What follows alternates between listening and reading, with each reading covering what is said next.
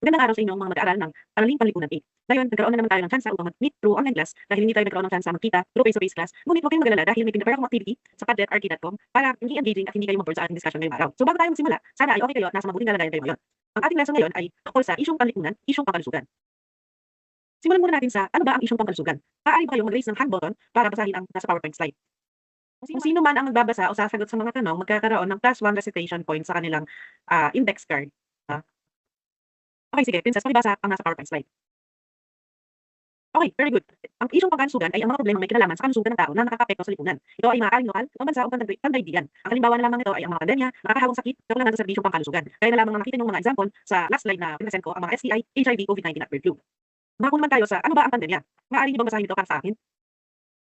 Okay, very good. Ang pandemya ay isang sakit na kumakalat sa maraming bansa o sa buong mundo. Ito ay nakakaapekto sa kalusugan, ekonomiya at pang-araw-araw na pamumuhay. Ang halimbawa na lamang nito ay COVID-19 at SARS o ang SARS. Hindi ba naalala nyo last 2019 nung nagkaroon ng COVID-19, hindi tayo pwedeng lumabas dahil sa total lockdown. At ito ay nakapekto sa ating pang-araw-araw na pangkabuhayan. Ang mga estudyante at mga manggagawa o mga trabahador ay hindi nagagawa ang kanilang mga tungkulin dahil hindi tayo pwedeng lumabas dahil sa lumalagan ng sakit na COVID-19. Tumako naman tayo kung ano ang SARS o SARS. Maaari bang basahin ito para sa akin? Okay, sige, kahit pakibasa ang PowerPoint slide. Okay, very good. Isa itong nakakahawang sakit sa pahinga. Ito ay kumakalat sa droplets mula sa pag-ubo o pagbahi. At ang mga sintomas naman nito ay lagnat, ubo o hirap sa pahinga.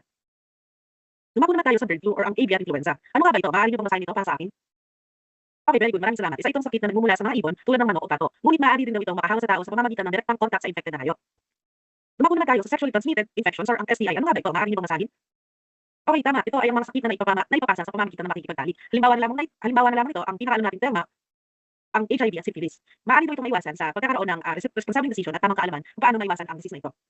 At ito, dumako naman tayo sa COVID-19, ang pinakaalam nating disease o sakit. Ito ay isang global pandemic na nagsimula noong 2019 at kumakalat sa droplets at close contact. At ang sintomas nito ay lagnat, ubo at hirap sa paghinga din. Ano nga ba ang epekto ng mga isyung pangkalusugan? Bakit kailangan natin itong pag-usapan? Hindi ba pwede naman tayong humiga na lang ngayon, hindi na natin pinag-uusapan ito. Ngunit ito ang apat na importansya na maaaring ngunit ito ang apat na reason bakit kailangan natin pag-usapan ito. Unang-una, ang pagkakasakit ng maraming tao. Dahil sa mga sakit o disease na ito ay maaaring magkaroon ng epekto sa kalusugan ng mga tao dahil sila ay magkakaroon ng sakit at maaari hindi sila mag-function ng maayos dahil nga kagaya nung nangyari nung last 2019 sa COVID-19, hindi ba't ang daming namatay at ang daming nagkahawaan ng sakit na humina ang immune system dahil sa disease na ito. Pangalawa naman, ang pagkawala ng trabaho. Dahil nga hindi nagkakaroon ng tsansa ang mga tao upang makalabas, maaari itong makaapekto sa kanilang pangkabuhayan. Pangatlo naman, ang pagsasara ng paaralan. Gaya ninyong mga estudyante, last 2019, hindi kayo nakakapasok sa paaralan at nagkakaroon lamang ng modular activity or online class na pinatawag dahil nga hindi tayo pwedeng dumiretso at magkaroon ng direct contact sa ibang tao. At ang pinakahuli naman, ang pagbagal ng ekonomiya dahil nga walang manggagawa at maraming may mga sakit, maaaring magkaroon ng shortage sa resources. Hindi ba't last 2019 ang daming nag-panic buying ng mga goods, ng mga canned goods, mga alcohol dahil nga sa katakutan na lamang na sila ay maubusan. Ngayon, dumako tayo sa mga paraan ng pag-iwas. Ano nga ba ang mga maaaring gawin natin upang maiwasan ito? Unang-una, paghuhugas ng kamay. Hindi ba para ang mga nahawakan natin ay hindi nagkakaroon ng bakterya na dumadapo sa ating katawan. Pangalawa naman, pagsusuot ng mask kung may sakit upang maiwasan ang makahawa ng ibang tao at lalong-lalo na upang hindi ka rin nakakasinghot o nakakaamoy ng mga usok o mga maduduming hangin sa iyong kapaligiran. Pangatlo naman, ang pagpapabakuna. Upang lumakas ang iyong resistensya at ang inyong immune system, ito ay napakamahalagang gawain upang maiwasan ng mga disease na ito. Panghuli naman ay yung pagpapanatili ng kalinisan. Ngayon, dumako naman tayo sa aking pinrepare na activity which is ang Padlet. I-share ko ngayon sa comment section ng ating teams ang link upang ma-access nyo ang ating activity for today's discussion. Simple lamang ang gagawin sa ating palaro ngayon. Meron tayong 7 tanong at pipili lamang kayo ng tamang sagot sa mga choices na nakalaan para sa inyo. Ngayon, ang makukuha niyong points dito out of 7 ay i-record ko bilang inyong mga recitation points. Kaya lahat ay sumali at sabihan lamang ako kung mayroong technical issues o na-access niyo ba ang arcadepadlet.com. Pakirisa lang ang hand button if na-access niyo ng maayos ang arcadepadlet.com at hindi kayo nagkakaroon ng any issues or problems sa inyong device. Okay, so lahat naman ay na-access ang arcadepadlet.com. Ngayon, dumako tayo sa unang tanong. Ano ang pinakamabisang paraan para maiwasan ang pagkalat ng mikrobyo? A. Paghuhugas ng kamay gamit ang sabon at tubig. B. Pagpupunas ng kamay sa damit. C. Paggamit lamang ng hand sanitizer. At D. Pag-iwas sa paghawak sa kahit ano. So, ang sagot ay A. Paghuhugas ng kamay gamit ang sabon at tubig. Dumako naman tayo sa pangalawang tanong. Ano ang ibig sabihin ng social distancing? A. Pagpapanatili ng distansya sa ibang tao. B. Pananatili sa loob ng bahay mag-isa. C. Hindi pag-uusap sa mga kaibigan. O D. Paggamit ng social media para kumonekta.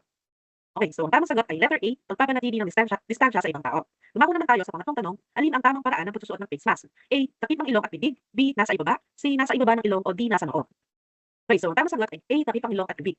Dumako naman tayo sa pang-apat na tanong, saan ka dapat kumukuha ng impormasyon tungkol sa COVID-19? A, mula sa social media post, B, sa mga text message na pinapasa, o C, sa Department of Health, DOH at WHO or World Health Organization, o D, sa sabi-sabi ng mga kapitbahay, yung mga marites dyan, no?